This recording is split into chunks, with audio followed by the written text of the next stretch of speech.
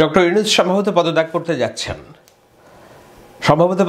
যাচ্ছেন। মানে তিনি পদত্যাগের কথা ভাবছেন, এই কথা আনুষ্ঠানিকভাবে জানিয়েছেন ডক্টর মোহাম্মদ ইউনূসের সাথে সাক্ষাৎ করে নাহিদ ইসলাম, এনসিপি এবং সাবেক ছাত্রনেতা, তিনি সাবেক উপদেষ্টাও ছিলেন। তিনি জানিয়েছেন যে পদত্যাগের কথা সক্রিয়ভাবে বিবেচনা করছেন।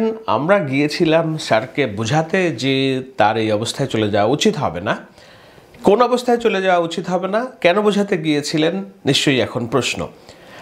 কিন্তু সেই প্রশ্নের উত্তরে নাহিদ ইসলামকে ডক্টর ইউনূস বলেছেন যে এই অবস্থায় আমাকে রাখা হয়েছে, আমি কোনো কাজ করতে পারছি না, কাজ না করতে পারলে থেকে কি লাভ। এইটা নিয়ে সারাদিন একটা গুঞ্জন ছিল। গুঞ্জনের সূত্রপাত হয়েছে কখন? যখন সকালে উপদেষ্টা পরিষদের বৈঠক হয়। সেই বৈঠকে উপদেষ্টা পরিষদের বৈঠকে উপদেষ্টারা ছিলেন, সচিবরাও ছিলেন। সচিবরা চলে যাওয়ার পর উপদেষ্টা পরিষদের বৈঠকে প্রধান উপদেষ্টা ডক্টর ইউনূস বাদবাকিদের কাছে মতামত জানতে চান যে এই অবস্থায় আমার চলে যাওয়া উচিত কিনা।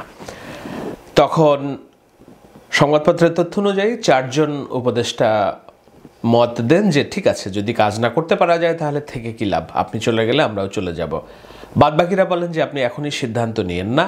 সমকাল একটি হেডলাইন করেছে যে উপদেষ্টা পরিষদের বৈঠকে ডক্টর ইউনূসের পদত্যাগ আলোচনা। সেখানে তারা বিস্তারিত লিখতে যে বলেছে, উপদেষ্টা পরিষদের বৈঠকে পদত্যাগের আলোচনা করেছেন অন্তর্বর্তী সরকারের প্রধান উপদেষ্টা ডক্টর ইউনূস। তিনি বলেন, নানা পক্ষের প্রতিবন্ধকতা, রাজনৈতিক দলগুলোর অসহযোগিতায় সরকার কাজ করতে পারছে না। এই অবস্থায় সরকারে থাকা উচিত কিনা এ বিষয়ে উপদেষ্টাদের দ্রুত মতামত জানাতে বলেছেন ডক্টর ইউনূস। এই খবর ছড়ানোর সঙ্গে সঙ্গে তার সাথে যমুনায় দেখা করে পদত্যাগ না করতে অনুরোধ জানিয়েছেন ছাত্রনেতারা। যেই ছাত্রনেতার কথা আমি একটু আগে বললাম, নাহিদ ইসলাম এবং নাসিরুদ্দিন পাটোয়ারি গিয়েছিলেন প্রধান উপদেষ্টার সাথে বৈঠক করতে। 3 জন উপদেষ্টা, প্রধান উপদেষ্টার 2 কর্মকর্তা এবং ছাত্রনেতারা সমকালকে এই তথ্য নিশ্চিত করেছেন। গতকাল বৃহস্পতিবার তেজগাঁওয়ে প্রধান উপদেষ্টার কার্যালয়ে বেলা 11টায় উপদেষ্টা পরিষদের নিয়মিত বৈঠক হওয়ার কথা ছিল। আগের রাতে প্রধান উপদেষ্টা এই বৈঠক 1 ঘন্টা এগিয়ে আনেন, অর্থাৎ 11টার পরিবর্তে সকাল 10টায় এগিয়ে আনেন। বৈঠক সূত্র সমকালকে জানিয়েছে 1 ঘন্টা নিয়মিত সভা হয় এবং সচিবরা বেরিয়ে যান। শুধু উপদেষ্টাদের নিয়ে বৈঠকে বসেন ডক্টর ইউনূস। 4 ঘন্টা চলে অনির্ধারিত এই বৈঠক। 2 জন উপদেষ্টা সমকালকে জানান, প্রধান উপদেষ্টা শুরুতেই বলেন আর দায়িত্ব পালন করা সম্ভব হচ্ছে না। নির্বাচন নিয়ে চাপ তৈরি করা হয়েছে, কিন্তু যেই পরিস্থিতি তাতে সুষ্ঠু নির্বাচন সম্ভাবনা ক্ষীণ, নিয়ন্ত্রিত নির্বাচনের দায় নিতে চাই না। সকাল লিখেছে উপদেষ্টা মাহফুজ আলম ও উপদেষ্টা আসিফ মাহমুদ সজীব ভুঁইয়াও প্রধান উপদেষ্টার সঙ্গে দেখা করেন। নির্বাচন নিয়ে রাজনৈতিক দলগুলোর অবিশ্বাস করায় ডক্টর ইউনূস হতাশা প্রকাশ করেন। তিনি বলেন, বারবার বলে আসছি ডিসেম্বরের থেকে জুনের মধ্যে নির্বাচন হবে, জুনের একদিন পরেও ক্ষমতায় থাকবো না, কিন্তু নির্বাচনের সঙ্গে সম্পর্কিত নয় এমন বিষয়কেও নির্বাচন ইস্যু করে তোলা হচ্ছে।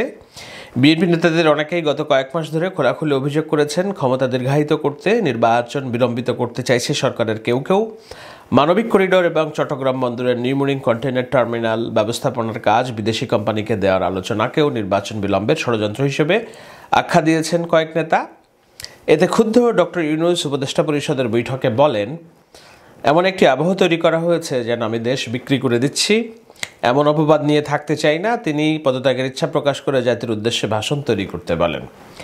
বৈঠকের সূত্র জানায়, এই সময় অন্তত 4 জন উপদেষ্টা একমত পোষণ করে বলেন তারাও অপবাদ নিয়ে থাকতে চান না। অন্য উপদেষ্টারা বলেন, ছাত্র জনতার অভ্যুত্থানের মাধ্যমে ক্ষমতায় আসায় সরকারের দায়িত্ব রয়েছে দেশবাসীর প্রতি। এই অস্থিতিশীল সময়ে সরকার বিদায় নিলে দেশের পরিস্থিতি আরও খারাপ হবে, এই দায় ইউনূসকে নিতে হবে। তখন ইউনূস উপদেষ্টাদের শনিবারের মধ্যে মতামত দিতে বলেন উপদেষ্টারাই ঠিক করবেন সরকারে থাকবে কি না। তবে একজন উপদেষ্টা সমকালকে বলেছেন, শনিবারের মধ্যে নয়, দ্রুত মতামত দিতে বলেছেন প্রধান উপদেষ্টা, অর্থাৎ দ্রুত, শনিবারের মধ্যে নয়, দ্রুত।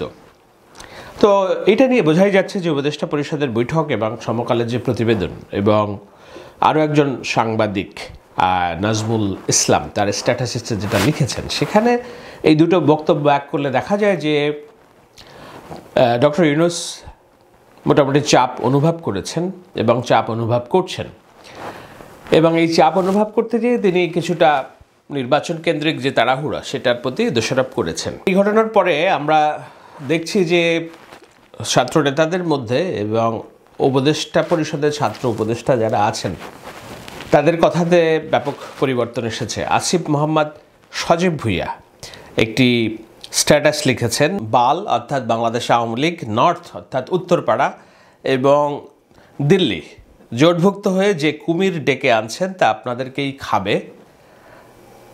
You are not one of them, just coopted temporarily. আপনারা এটার পার্ট না, কিন্তু আপনারা মনে করছেন যে এটা আপনাদের সহযোগী। আপনাদের না আছে, আমাদের না আছে মরার ভয়, না আছে হারাবার কিছু, একমাত্র আফসোস গণতান্ত্রিক রূপান্তর আর এদেশের মানুষের ভাগ্য কোনোটাই ইতিবাচক পথে যাবে না। আর কি স্বপ্ন দেখে স্বপ্নভঙ্গের কষ্ট বোধহয় এদেশের ভাগ্য। একেবারে নিশ্চিত হতাশা তিনি ব্যক্ত করেছেন যে, এবং দোষারোপ করেছেন উত্তরপাড়া, দোষারোপ করেছেন বাংলাদেশ আওয়ামী লীগের চাল এবং দিল্লির তথাকথিত তারা যেভাবে ভাবতে চায়, তারা যেভাবে ভাবানতে চায় মানুষকে, দিল্লির ষড়যন্ত্র।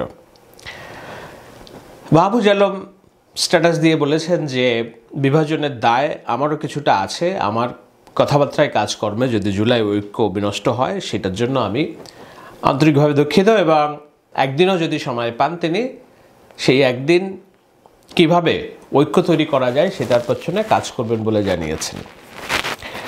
ছাত্র নেতাদের অধিকাংশই তারা লিখছেন যে লেটস ডু এ স্টার্ট, আবার শুরু করি চলুন। হাসনাত আবদুল্লাহ লিখেছেন যে মাথা গরম করে না, এই অবস্থায় কিভাবে ঐক্যমত তৈরি করা যায় এবং মানুষকে আবার একশোতায় বিনিশিতায় গাঁথা যায় সেটার কথা তিনি বলেছেন। বিএনপি নেতা ইশরাক, তার যে মেয়র পদকে কেন্দ্র করে সরকার তাকে শপথ নিতে দিচ্ছে না, এই অভিযোগকে কেন্দ্র করে যে যমুনা অবস্থান কর্মসূচি ঘোষণা করেছিলেন, দুই উপদেষ্টাদের পদত্যাগ না হওয়া পর্যন্ত চালিয়ে যেতে বলেছিলেন, তিনি সেটা প্রত্যাহার করেছেন মির্জা ফখরুল ইসলামের আহ্বানে এবং বলছেন যে আমরা সরকারকে সময় দিতে চাই, 48 ঘন্টা তাদের কার্যক্রম দেখতে চাই। তো বোঝাই যাচ্ছে যে 21 মে বাংলাদেশে একটি সুনামি হয়ে গিয়েছে এবং সেই সুনামির রেশ কোথায় যেয়ে ঠেকবে আমরা জানি না। চলতি কথায় আমি একটু ধারণা দেওয়ার চেষ্টা করলাম যে পদত্যাগ কেন্দ্রিক যে আলোচনা হচ্ছে সেই আলোচনাটা গুঞ্জন না, এটা একটা বাস্তব, এটার ভিত্তি আছে। অনেকেই প্রশ্ন করতে পারবেন যে এখন ডক্টর ইউনূস চলে গেলে ভবিষ্যৎ কি হবে, ডক্টর ইউনূস চলে গেলে আমরা খাদে পড়ে যাব কিনা।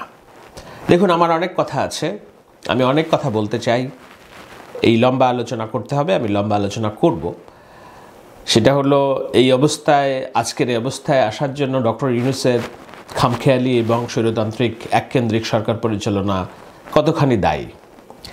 একজন ব্যক্তির নিয়োগ, জাতীয় নিরাপত্তা উপদেষ্টা হিসেবে খলিলুর রহমানের নিয়োগ কিভাবে পুরা ডক্টর ইউনূসের সরকারের কার্যক্রমকে প্রশ্নবিদ্ধ করেছে এবং তার সরকারের এই যে 5 বছর হাইপ শেষমেশ পদত্যাগে যে ঠেকেছে, এইসবই আলোচনা আমি করব। একটু পরপর আমি ভিডিও ছাড়বো, আমার সাথে থাকবেন। মূল আলোচনা দেখার জন্য, পুরো আলোচনা দেখার জন্য বাংলা ইনফো টিউবের সাথে থাকবেন। সবাইকে ধন্যবাদ।